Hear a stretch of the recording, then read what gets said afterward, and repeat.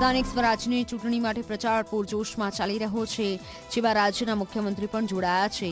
આજે મુખ્યમંત્રી અરવલ્લીના સાંઠવામાં જનસભા કરી, જેમાં તેમના સરળ અંદાજનો ફરીવાર પરિચય મળ્યો.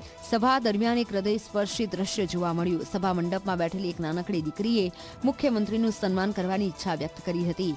આ વાત મુખ્યમંત્રીના ધ્યાને આવતા તેમણે બાળકીને મંચ પર બોલાવી.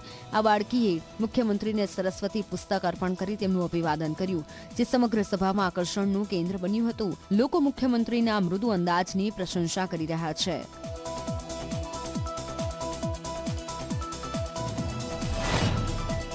મારું નામ આંગી છે.